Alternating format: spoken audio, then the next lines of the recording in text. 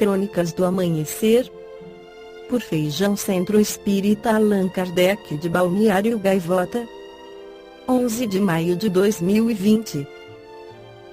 O Houellebecq acredita que o mundo pós-coronavírus será o mesmo, mas um pouco pior.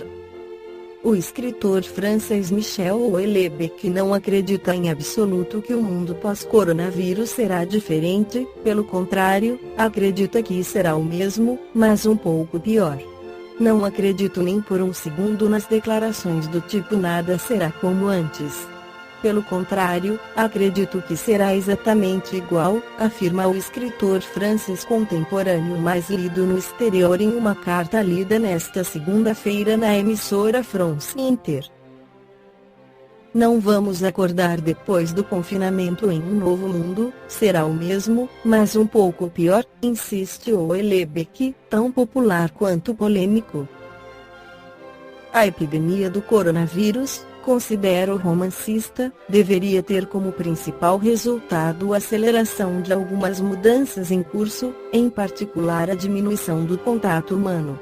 A crise oferece uma magnífica razão de ser para esta tendência acentuada uma certa obsolescência que parece afetar as relações humanas, afirma.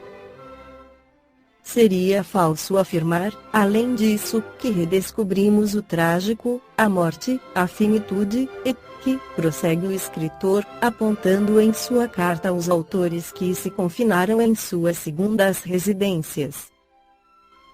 A epidemia de Covid-19 matou quase 25 mil pessoas na França, mas o escritor destaca que nunca antes a morte foi tão discreta como nas últimas semanas. As vítimas se resumem a uma unidade na estatística de mortes diárias e a angústia que se propaga entre a população à medida que o número total aumenta tem algo de estranhamente abstrato, completa o autor de Plataforma e Submissão. Outro número teve grande importância nestas semanas, a idade dos enfermos. Até quando eles devem ser reanimados, curados, 70, 75, 80 anos, escreve o Houellebecq. Nunca antes havíamos expressado com uma indecência tão serena o fato de que as vidas de todos os indivíduos não têm o mesmo valor. No livro A Gênese, Allan Kardec esclarece sobre essa visão equivocada de Michel Houellebecq. A humanidade cumpriu, até nossos dias, incontestáveis progressos. Os homens, por sua inteligência, chegaram a resultados que não tinham jamais atingidos, com respeito às ciências, artes e bem-estar material. Resta-lhe ainda um imenso progresso a realizar, é de fazer reinar entre eles a caridade, a fraternidade e solidariedade, para assegurar o bem-estar moral. Não lhes era possível, nem com suas crenças, nem com suas instituições ultrapassadas, restos de um outro tempo, boas para uma certa época, suficientes para um estado transitório, mas que, tendo dado o que comportavam, seria um ponto estacionário atualmente.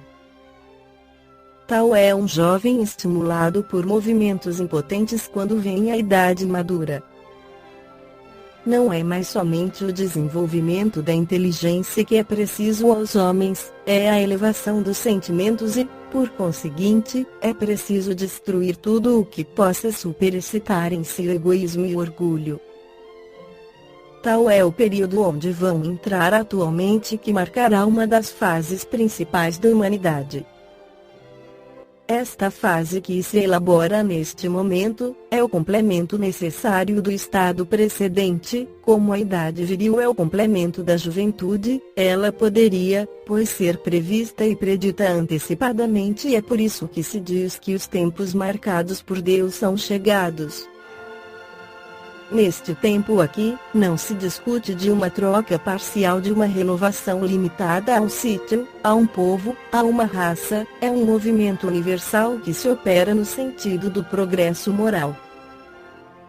uma nova ordem de coisas tende a se estabelecer, e os homens que os sejam os maiores opositores aí trabalham por seu desconhecimento. A geração futura, desembaraçada das escórias do velho mundo e formada de elementos mais depurados, encontrar-se-á animada de ideias e sentimentos distintos dos que a geração presente que se vai a passos de gigante. O velho mundo estará morto e viverá na história como atualmente os tempos da Idade Média, com seus costumes bárbaros e suas crenças supersticiosas.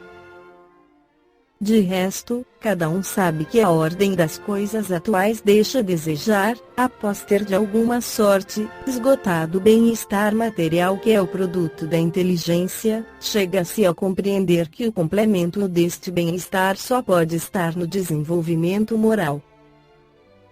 Quanto mais se avança, mais se sente o que falta, sem, entretanto, poder ainda defini-lo claramente. É o efeito do trabalho íntimo que se opera pela regeneração. Tem-se desejos, aspirações que são como o pressentimento de um estado melhor. Mas uma troca também radical como a que se elabora não pode acontecer sem comoção, a luta inevitável entre as ideias. Deste conflito, nascerão forçosamente perturbações temporárias até que o terreno seja desobstruído e o equilíbrio restabelecido. É, pois, da luta de ideias que surgirão os graves acontecimentos anunciados, e não de cataclismos, ou catástrofes puramente materiais. Os cataclismos gerais eram a consequência do estado de formação da Terra. Atualmente não são mais as entranhas do globo que se agitam, são as da humanidade. A humanidade é um ser coletivo em que se operam as mesmas revoluções morais que em cada ser individual, com esta diferença que umas se completam de ano em ano e outras de século em século, que se assegue nas suas evoluções através dos tempos e se verá a vida das diversas raças marcada por períodos que dão a cada época uma fisionomia particular. Ao lado dos movimentos parciais existe um movimento geral que dá a impulsão à humanidade toda inteira, mas o progresso de cada parte do conjunto é relativo ao seu grau de avanço. Tal seria uma família composta de vários filhos do qual o caçula está no berço e o primogênito de 10 anos e os demais entre eles será ainda um menino, mas, a seu turno ele se tornará um homem. Assim, nas diferentes frações da humanidade, os mais atrasados avançam, porém não saberão de um pulo para atingir o nível dos mais adiantados. A humanidade transformada adulta tem novas necessidades, aspirações mais amplas, mais elevadas, compreende o vazio das ideias de onde surgiu a insuficiência de suas instituições para sua felicidade, não encontra mais no estado das coisas as satisfações legítimas para as quais se sente chamada, é porque sacode seus idiomas e se solta. Compelido por uma força irresistível, sobre as margens desconhecidas, a descoberta de novos horizontes menos fechados. Esta foi a crônica do amanhecer de 11 de maio de 2020. Por Feijão Centro Espírita Allan Kardec de Balneário Gaivota. Que a paz esteja com todos.